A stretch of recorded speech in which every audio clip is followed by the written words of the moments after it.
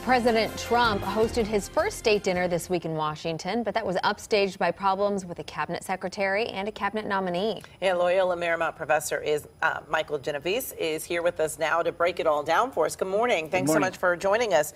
So this week, two important allies we're talking about, Emmanuel Macron and Angela Merkel. They visited the U.S. What were the real goals of these visits, and do you think that it really worked out? Well, it's a big 1-2 punch for Europe to come to the United States, one after the other. Macron, after the Love-In on Tuesday, which was kissing and hugging, the next day, when he went to Congress, gave the president a first-class smackdown, disagreeing with him publicly on almost every policy.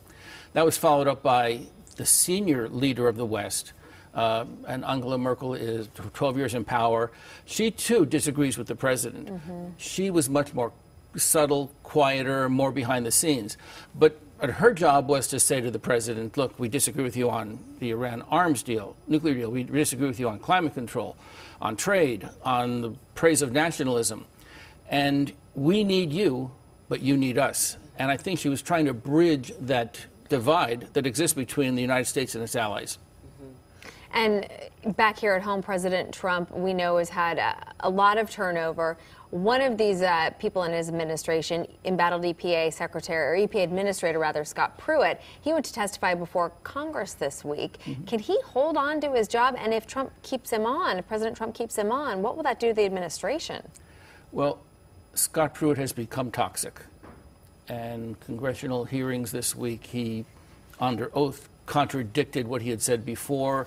He's kind of the poster child for the swamp in an administration that's had a lot of problems with ethics. Right. And so he's become a liability to the president. On the other hand, he has been very, very effective in achieving the president's goals on cutting back on regulations, cutting back on environmental standards. And so the president's torn between, do you want to keep this guy who's swampy, who also is one of the most effective administrators I have, will I pay that price? And what about Veterans Affairs nominee Ronnie Jackson, who withdrew his name from consideration after a series of allegations against him? What happened here, and why was his name withdrawn before even, he's answered to any of the charges?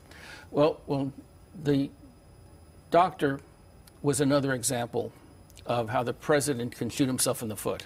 It was not properly vetted.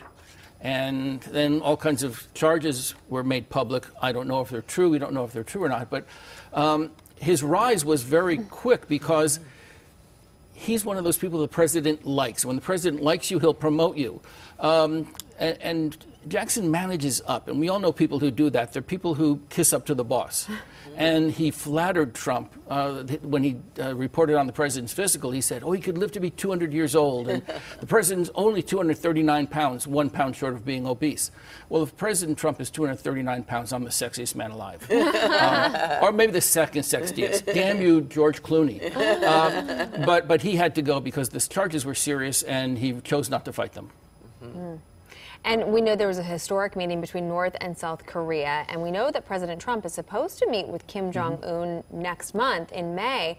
What can we expect out of that meeting, and what did this meeting between the North and the South accomplish in your mind? Well, it was historic, and there were a lot of opportunities, but also a lot of risks involved. President Moon of South Korea has been the driving force of this. He's the puppeteer who's moving the pieces on the chessboard. He's been incredibly masterful at doing that.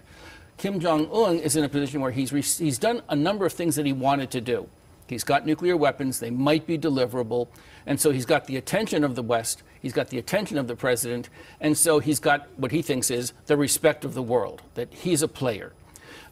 He also needs, though, food and investment. And so President Trump is going to be in a tough position. Number one, the nuclear deal with Iran is up for recertification on the 12th of May.